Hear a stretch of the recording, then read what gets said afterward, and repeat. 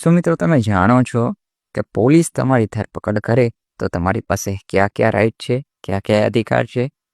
લો simplified four એવરીવનમાં હું advocate Jaydeep તમારું સ્વાગત કરું છું.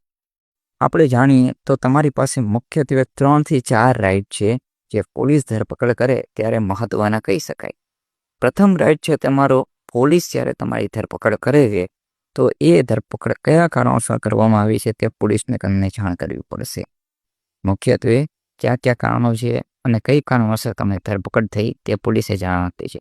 પરંતુ એમાં પણ હવે અપડેટ આવી છે. સુપ્રીમ કોર્ટનું લેન્ડમાર્ક જજમેન્ટ જે હમણાં હાલમાં જ આવ્યું છે ચુકાદા મુજબ સમગ્ર ભારતમાં જ્યારે પોલીસ ધરપકડ કરશે તો લેખિતમાં એનું કારણ આપવું પડશે કે કયા કારણોસર તમારી ધરપકડ કરવામાં આવે છે. ત્યારબાદ તમારો બીજો રાઇટ આપણે જોઈએ તો છે તમારે વકીલ મુલાકાત.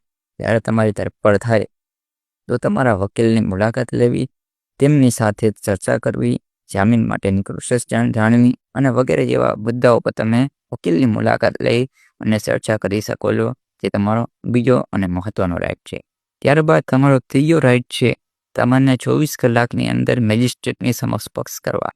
પોલીસે જ્યારે તમારી ધરપકડ કરી એ દિવસથી કલાકથી લઈને 24 કલાકની અંદર તમે નજીકના મેજિસ્ટ્રેટ સમક્ષ રજૂ કરવામાં આવે છે અને ત્યારબાદ તમને જામીનની પ્રોસેસ અથવા તો પોલીસ કસ્ટડી કોર્ટ દ્વારા આપવામાં આવે છે. તો આ મહત્વના 3-4 રાઇટ છે જે તમારે હંમેશા ધ્યાનમાં રાખવા જોઈએ. જય ભીમ, જય ભારત.